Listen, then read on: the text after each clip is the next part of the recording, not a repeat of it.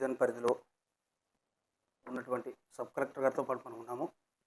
తెలంగాణ రాష్ట్ర ప్రభుత్వం కాంగ్రెస్ వచ్చిన తర్వాత పరిపాలనా సౌలభ్యం మరింత పెరగడం కోసం మిర్యాలగూడ డివిజన్ను ఆర్డీఓగా ఉన్న డివిజన్ని సబ్ కలెక్టర్ హోదా పెంచుతూ సబ్ కలెక్టర్గా అమిత్ నారాయణ గారిని నియమించడం జరిగింది.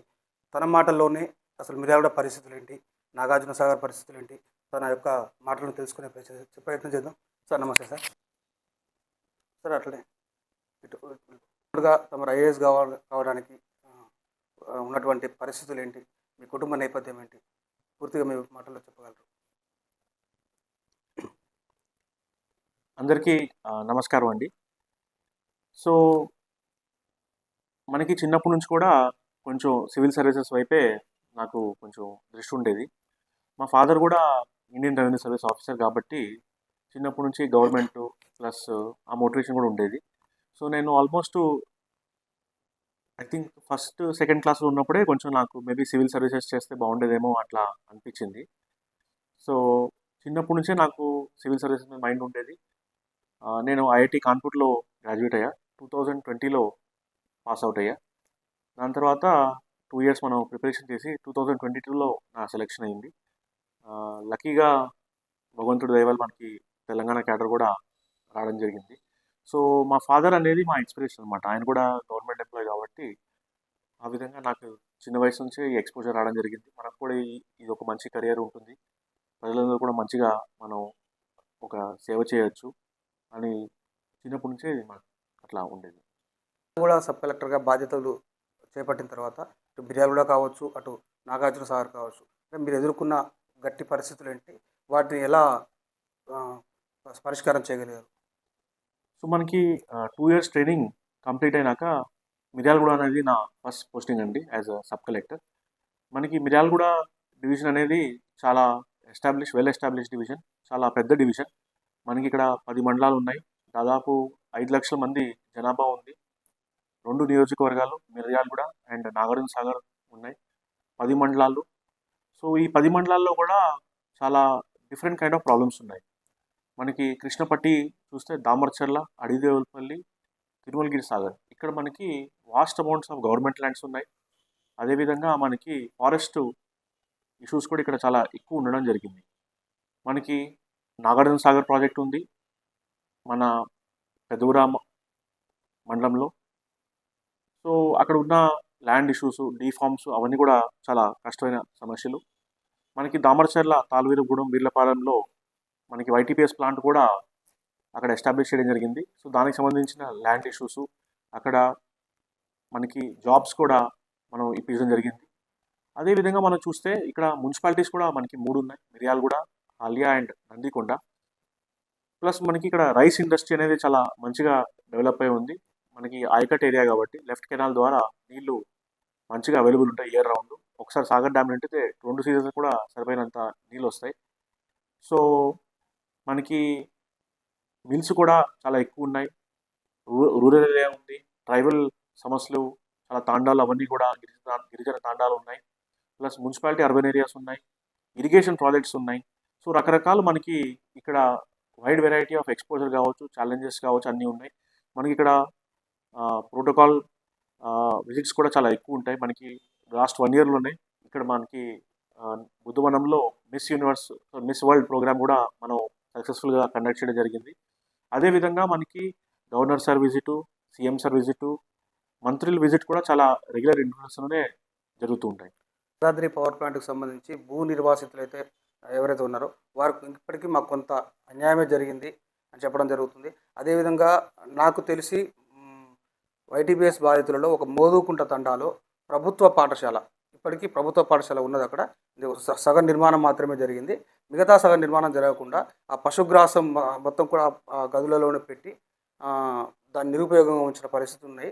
దానిపై ఎలాంటి చర్యలు తీసుకోవాలి? సో మనకి వైటీపీఎస్ యాదాద్రి థర్మల్ ప్లాంట్ అనేది దాదాపు 2016 ఆ పీరియడ్లో మనకి 14, 15, 16 ఆ పీరియడ్లో ల్యాండ్ అక్విజిషన్ చేయడం జరిగింది. ఆల్మోస్ట్ 2000 acres మనం అక్కడ వేరియస్ కేటగిరీస్లో పట్టా ల్యాండ్స్, గవర్నమెంట్ ల్యాండ్స్, డీఫాము, ఆర్ఓఎఫ్ఆర్ ఫారెస్ట్ భూములు, ఎంక్రోచ్మెంట్ అంతా కూడా మనం అక్కడ ల్యాండ్ అక్విజిషన్ చేయడం జరిగింది.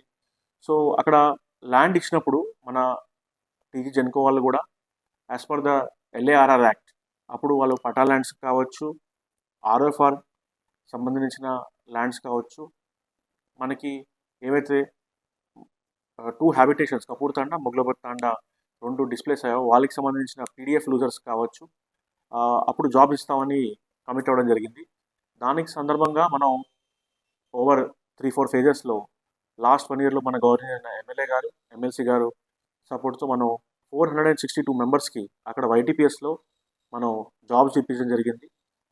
అందరికీ కూడా గవర్నర్ అయిన డిప్యూటీ సీఎం గారు, ప్రిన్సిపల్ సెక్రటరీ గారు, సిఎండి గారు ప్రజాభవన్లో పిలిచి అప్పుడు వాళ్ళు అక్కడ అపాయింట్మెంట్ లెటర్స్ కూడా హ్యాండ్ ఓవర్ చేయడం జరిగింది. సో మనకి వైటీపీఎస్ సంబంధించిన అన్ని ఇష్యూస్ కూడా స్టెప్ బై స్టెప్ మేనర్లో మనం పరిశీలన చేయడం జరుగుతుంది. మనకి ఈ 2 తాండాస్ డిస్ప్లేస్ అయినప్పుడు వాళ్ళకి కొత్తగా శాంతినగర్లో వాళ్ళని అక్కడ ఆర్ఎన్ఆర్ సెంటర్ చేయడం జరిగింది. సో ఆర్ఎన్ఆర్ సెంటర్ మ్యాక్సిమం కొన్ని వర్క్స్ కంప్లీట్ అయినాయి, కొన్ని చిన్న ఇష్యూస్ ఉన్నాయి. అవి కూడా మనం రెగ్యులర్గా ఎంఆర్ఓ గారు విజిట్ చేస్తున్నారు. మీరు చెప్పిన సమస్య కూడా మా దృష్టిలో ఉంది. తొందరలోనే ఆ భవనం నిర్మాణం కూడా మనం కంప్లీట్ చేయడం జరుగుతుంది. అక్కడ కాంట్రాక్టర్స్తో ఏవైతే ఉన్నారో వాళ్ళతో కూడా మనం మాట్లాడి కలెక్టర్ సార్ దృష్టికి తీసుకెళ్ళి మంచిగా ఇది కూడా సాల్వ్ చేయడం జరుగుతుంది. పైలట్ ప్రాజెక్ట్గా తీసుకోవడం జరిగింది. అక్కడ పైలట్ ప్రాజెక్ట్ చేస్తున్న క్రమంలో ఇది అక్కడ ఎదుర్కొన్న సవాళ్ళు ఏంటి, రైతుల నుంచి కానీ స్థానికుల నుంచి కానీ వాటిని ఎలా సమర్థవంతంగా ఎదుర్కొన్నారు సార్? సాగర్ ప్రాజెక్ట్ అనేది చాలా లార్జ్ స్కేల్ ప్రాజెక్ట్ అండి, చాలా పెద్ద స్కోప్ ఉన్న ప్రాజెక్టు. మనకి అక్కడ మొత్తం మండలంలో దాదాపు మనం 10,000 ఎకరాలు సంబంధించిన సమస్యలు సాల్వ్ చేయడానికి మనం స్టెప్స్ తీసుకోవడం జరిగింది. దీంట్లో ఫస్ట్ పార్ట్ వచ్చి గవర్నమెంట్ ల్యాండ్స్. దాదాపు ఆ 10,000లో 4,000 ఎకరాలు వచ్చి గవర్నమెంట్ ల్యాండ్స్ వరకు మనం ఎంజాయ్మెంట్ సర్వే చేసి వాళ్ళకి భూమిలో ఉండే రైతుకి పాస్బుక్ రావాలని చెప్పి గవర్నర్ అయిన జానారెడ్డి గారు, ఎంపీ రఘువీర్ రెడ్డి గారు, ఎమ్మెల్యే జయవీర్ రెడ్డి గారు ఈ సర్వే స్టార్ట్ చేయడం జరిగింది. సో 4,000 ఎకరాలు సంబంధించిన రైతులకి ఎవరైతే భూమి మీద ఉన్నారో పాస్బుక్ లేకుండా ఇన్ని రోజులు ఇబ్బందులు పడుతున్నారు, శివాయి జమీదార్స్, అసైనీస్ కావచ్చు, ఆన్లైన్ అప్పుడు ధర్నీలో ఎకనాలు, ఇప్పుడు భూభారతిలో చట్టం వచ్చినాక మనం అందరినీ కూడా సర్వే చేసి ఫస్ట్ టైం తెలంగాణ ఫామ్ అయినాక అసైన్మెంట్ కమిటీ కూడా ఇక్కడే మన సబ్ కలెక్టర్ ఆఫీస్లో కండక్ట్ చేసాం. దాని తర్వాత అందరికి కూడా అసైన్మెంట్ పట్టాస్ రెడీ చేసాం. ఆన్ దట్ బేసిస్ 4,000 ఎకరాలు ఆల్రెడీ మనం భూభారతిలో వాళ్ళని ఎక్కించడం జరిగింది. సో గవర్నమెంట్ ల్యాండ్ తిరుమలగిరి సాగర్లో ఏ విలేజ్లో ఉన్న గవర్నమెంట్ ల్యాండ్ కావచ్చు, ఒకవేళ రైతు భూమి మీద ఉంటే తప్పకుండా ఆల్రెడీ వాళ్ళ పేరు ఆన్లైన్ ఎక్కించడం జరిగిపోయింది. సో ఇది రేపు జరిగేది కాదు, ఎప్పుడు జరిగేది కాదు. 4,000 ఎకరాలకు సంబంధించిన ప్రభుత్వ భూమి ఏవైతే రైతులు కాస్తూ కబ్జాలో ఉన్నారో వాళ్ళందరికీ గవర్నమెంట్ ల్యాండ్ సంబంధించి 4,000 ఎకరాలు ఆల్రెడీ భూభారతిలో ఎక్కించడం జరిగిపోయింది. వాళ్ళందరికీ కూడా మన భూభారతి కొత్త బుక్లు ఆల్రెడీ వచ్చేసినాయి, డౌన్లోడ్ చేసాం. పటా సర్టిఫికేట్స్ మనం ఆనరబుల్ సీఎం గారు టైం ఇచ్చినప్పుడు అప్పుడు ప్రోగ్రామ్ పెట్టుకొని డిస్ట్రిబ్యూట్ చేద్దామని చెప్పి మనకి జానారెడ్డి సార్ తెలియజేయడం జరిగింది. బట్ ఆల్రెడీ ఆన్లైన్ అందరూ కూడా ఎక్కిపోయారు. మనకి నెక్స్ట్ దాదాపు ఒక 3,000 ఏకర్స్ సంబంధించి ఈపీ ల్యాండ్స్ ఉన్నాయి, ఎవాక్యూ ప్రాపర్టీ. సో మనకి స్వతంత్రం వచ్చినప్పుడు ఎవరైతే పాకిస్తాన్ మైగ్రేట్ అయిపోయారో వాళ్ళు ఇక్కడ ల్యాండ్స్ వదిలేసి వెళ్ళిపోయారు. అక్కడ ఆ ల్యాండ్స్ మీద మన చాలామంది ట్రైబల్స్ కావచ్చు, వేరే వాళ్ళు కూడా ఆ ల్యాండ్స్ కల్టివేషన్ చాలా యూజ్ చేస్తున్నారు. సో 3,000 ఏకర్స్ సంబంధించి మనం ఆల్రెడీ ఈ సర్వే కూడా మనం కంప్లీట్ చేయడం జరిగింది. ఈపీ ల్యాండ్ సంబంధించి అందరి డీటెయిల్స్ మేము నోట్ చేసుకున్నాం. మనకి సర్వే నెంబర్ 5260 చింతలపాలెం అండ్ మనకు ఇంకా కొన్ని సర్వే నెంబర్స్ చింతలపాలెం, అదేవిధంగా తిమ్మాయిపాలెంలో కూడా మనకి ఈ 2 villages mainly EP lands affect అయినాయి. వీళ్ళందరిది కూడా డీటెయిల్స్ అంతా ఉంది. మనం గవర్నమెంట్కి కూడా ఈ డీటెయిల్స్ ఈసీఎల్ఐ గారికి గవర్నమెంట్కి కూడా పంపించడం జరిగింది. మనకి గవర్నమెంట్ నుంచి అప్రూవల్ వస్తే వితిన్ 5 days, నేను అందరికీ చెప్తాను, గవర్నమెంట్ నుంచి మనకు అప్రూవల్ వస్తే వితిన్ 5 days అందరినీ ఆన్లైన్ చేసి వాళ్ళకి పాస్బుక్లు ఇష్యూ చేయడం జరుగుతుంది. సో ఆల్రెడీ దీని మీద 3 మీటింగ్స్ మన ఆనరబుల్ రెవెన్యూ మినిస్టర్ సార్ కూడా తీసుకోవడం జరిగింది.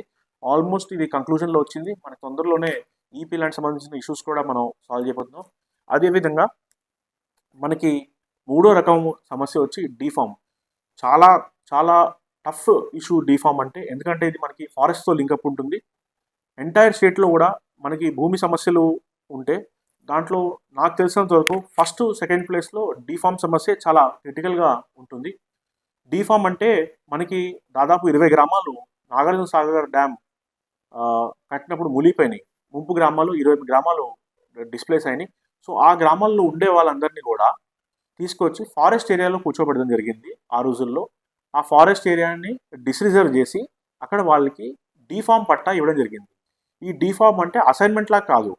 డీఫామ్ అంటే వాళ్ళు సాగర్ ప్రాజెక్ట్ వచ్చినప్పుడు భూమి కోల్పోయారు కాబట్టి వాళ్ళకి డీఫామ్ ఇచ్చి ఇక్కడ మనకి ఫారెస్ట్ ఏరియాలో వచ్చి వాళ్ళని డీఫామ్ ఇవ్వడం జరిగింది. సో ఇది ఈక్వల్ టు పట్టా. మనకి ఇది చాలా ప్లేసెస్లో ఉంది తిరుమలగిరి సాగర్లో. మనకి ఇక్కడ చూస్తే మనకి ఫస్ట్లీ దొంగపాడే, గోడుమడక దొంగపాడులో ఒక రిహాబిలిటేషన్ సెంటర్ ఉంది. అదేవిధంగా మనకి ఎల్లాపురంలో కూడా ఒక రిహాబిలిటేషన్ సెంటర్ ఉంది. మనకి నేతాపురం గట్టుమీద తాండాల్లో కూడా ఒక రిహాబిలిటేషన్ సెంటర్ ఉంది. సో ఈ 3 రిహాబిలిటేషన్ సెంటర్స్ కూడా అన్నీ కలుపుకుంటే దాదాపు ఒక 2,000 to 3,000 acres వరకు డీఫామ్స్ మనకి అక్కడ ఇచ్చిన తెలిసింది. వీళ్ళందరూ కూడా చాలా ఏళ్ళ నుంచి కల్టివేషన్లో ఉన్నారు. వాళ్ళ దగ్గర ఉన్న పాత డీఫామ్ పటాస్ కూడా వాళ్ళకు ఉన్నాయి. మా రికార్డ్స్ కూడా అన్నీ తీసి చేయడం జరిగింది. ఇక్కడ మనకి ఫారెస్ట్లు ఉన్నాయి కాబట్టి అలాంగ్ విత్ ఫారెస్ట్ డిపార్ట్మెంట్ ఇది లింకప్ ఉంటుంది. జస్ట్ మన రెవెన్యూ డిపార్ట్మెంట్ ఇక్కడ చేయడానికి రాదు. అలాంగ్ విత్ ఫారెస్ట్ డిపార్ట్మెంట్ అందరూ కూడా కలిసి ఇక్కడ జాయింట్ సర్వే కూడా మనం కంప్లీట్ చేయడం జరిగింది. మొన్నే 1 month బ్యాక్ మన జాయింట్ సర్వే కూడా ఎంటైర్ మనకి Rajavaram forest block and Nellikal forest బ్లాక్లో కూడా మనం DGPS సర్వే మిషన్ తీసుకొని ఇక్కడ టోటల్ సర్వే చేయడం జరిగింది. అదేవిధంగా ఇండివిజువల్ పత్రికాల డీటెయిల్స్ కూడా మనకి చేయడం జరిగింది. ఇప్పుడు మనం ఎవరు ఫారెస్ట్లో ఉన్నారు, ఎవరు ఫారెస్ట్లో లేరు అది కూడా వర్కౌట్ చేయడం జరుగుతుంది. దాని తర్వాత ఎవరైతే మనకి డీఫామ్ వచ్చారో అదంతా వెరిఫై చేసుకుని వాళ్ళని కూడా ఆన్లైన్ ఎక్కియడం జరుగుతుంది. మనకి ఇక్కడ చాలా రూల్స్ స్ట్రిక్ట్ అయినాయి. మనకి 1960s చూస్తే 70s చూస్తే ఫారెస్ట్ రూల్స్ అంత స్ట్రిక్ట్ ఉండేవి కాదు. కానీ ఇప్పుడు ఫారెస్ట్ కన్జర్వేషన్ యాక్ట్ వచ్చినాక 1980s forest conservation act. So చాలా పర్టికులర్గా డాక్యుమెంట్స్ కావాలి మనకి. డిస్రిజర్వేషన్ గెజెట్స్ కావచ్చు, హ్యాండింగ్ ఓవర్ టేకిన్ ఓవర్ కావచ్చు, జియోస్ కావచ్చు, ఇవన్నీ కూడా 60-70 years పాత డాక్యుమెంట్స్. అవన్నీ కూడా మేము ఆల్మోస్ట్ 15 offices తిరిగి అన్నీ కలెక్ట్ చేసుకోవడం జరిగింది. దాన్ని బట్టి డీఫామ్లో కూడా తొందరలోనే ఆ సమస్య కూడా పరిష్కారం చేయడం జరుగుతుంది. అక్రమ భూ కబ్జాలు అనుకోవచ్చు, వివాదాస్పద భూములు అనుకోవచ్చు, వాటిపై వాటి నివారణకు ఎలాంటి చర్యలు తీసుకుంటున్నారు? మీరు ఓపెన్గా ఉన్నటువంటి డాక్యుమెంట్స్ పనిచేస్తున్నప్పుడు రాజకీయ ఒత్తిళ్ళు ఏమైనా ఉన్నాయా? సబ్ కలెక్టర్ కావచ్చు, రెవెన్యూ డిపార్ట్మెంట్ ఏ అధికారి కావచ్చు, ప్రొటెక్షన్ ఆఫ్ గవర్నమెంట్ ల్యాండ్స్ అనేది చాలా చాలా క్రిటికల్ రోల్ అండి. చాలా టఫ్ వర్క్ కూడా. దీంట్లో ఎంక్రోచ్మెంట్ అనేది ఎప్పుడైనా జరగచ్చు. మనం అందరూ కూడా దాంట్లో ఏవైతే ఉన్నాయో రూల్స్ ఫాలో అవ్వాల్సిన పరిస్థితి ఉంటుంది. ఎందుకంటే ఆపోజిట్ పర్సన్ ఇమీడియట్గా కోర్టు అప్రోచ్ అవ్వడం, స్టే ఆర్డర్లు తీసుకురావడం అట్లాంటి అవకాశం ఉంటుంది. కాబట్టి వీటి పర్ఫెక్ట్గా మనం దీంట్లో ప్రొసీజర్ కావచ్చు, రూల్స్ కావచ్చు ఫాలో చేయాల్సిన అవసరం ఉంటుంది. నేను లాస్ట్ 1.5 years నుంచి ఉన్నప్పుడు కూడా ఇక్కడ ఎంక్రోచ్మెంట్ మీద చాలా గట్టి డిసిజన్ తీసుకోవడం జరిగింది. మనకి ఫస్ట్లీ దామరచర్లలో MR ఆఫీస్ ముందే ఎంక్రోచ్మెంట్ ఉంటే అది మనం తీయడం జరిగింది. దాని తర్వాత కొత్తపల్లి సర్వే నెంబర్ 66లో సీలింగ్ ల్యాండ్ ఉంది. అది కూడా పాస్బుక్స్ క్యాన్సిల్ చేసి మన భూమి స్వాధీనంలో తీసుకోవడం జరిగింది. మనకి సర్వే నెంబర్ 626లో అది చాలా ప్రైమ్ గవర్నమెంట్ ల్యాండ్, మనకి బైపాస్ మీద ఉంది. దాదాపు 5 acres గవర్నమెంట్ ల్యాండ్లో 2 acres ఎంక్రోచ్ అయిపోయి ఉంటే అది కూడా మొత్తం ఎంక్రోచ్మెంట్ తీసి మనం ఫెన్సింగ్ చేయడం జరిగింది. ఇప్పుడు అక్కడ ఎకరం విలువ ఆల్మోస్ట్ 3 to 4 crores ఉంటుంది. So 17 to 20 crores government property అక్కడ మనం ఫెన్సింగ్ చేసి చేయడం జరిగింది. అదేవిధంగా మనకి వేములపల్లిలో కావచ్చు, వేరే మండల్స్లో కావచ్చు, అన్ని చోట్ల కూడా MROస్కి మనం చాలా స్ట్రిక్ట్ ఇన్స్ట్రక్షన్స్ ఇచ్చాం. గవర్నమెంట్ ల్యాండ్ అనేది ఎట్టి పరిస్థితుల్లో కూడా కబ్జా అయ్యే వీలు లేదు. ఎవరైనా పాతకాలం నుంచి 60-70 ఏళ్ళ నుంచి శివయ్య ఎమ్మెల్యేస్ ఉండి వాళ్ళు పంట వేసుకుని ఉంటారు, that is different issue. But ఇప్పుడు కొత్తగా అయితే ఎట్టి పరిస్థితుల్లో కూడా ఎంక్రోచ్మెంట్ ఎవరైనా చేస్తే చాలా చాలా కఠిన చర్యలు ఉంటాయి. మన దగ్గర ల్యాండ్ ఎంక్రోచ్మెంట్ యాక్ట్ 1905 ఉంది. దాని కింద మనం నోటీస్ ఇచ్చి ఆ నోటీస్ పీరియడ్ అయినాక ఫోర్స్ఫుల్గా ఎవిక్ట్ చేసే పవర్స్ కూడా విత్ పోలీస్ అసిస్టెన్స్ మన MROస్కి ఉంటాయి. స్థానిక సంస్థల సర్పంచ్ ఎలక్షన్స్ని ఎంతో పకడ్బందీగా నిర్వహించడం జరిగింది. ఎక్కడా కూడా ఎలాంటి వివాదాలకు తావివ్వకుండా నిర్వహించడం జరిగింది. రాబోయే మున్సిపల్ ఎలక్షన్స్లో ఎలాంటి చర్యలు తీసుకోబోతున్నారు? దాని గురించి ఒక మాటలో చెప్పండి. జీపీస్కి మనం మిర్యాలగూడలో చాలా నిష్పక్షంగా లెవెల్ ప్లేయింగ్ ఫీల్డ్ ప్రొవైడ్ చేసి మనం జీపీ ఎలక్షన్స్ కండక్ట్ చేయడం జరిగింది.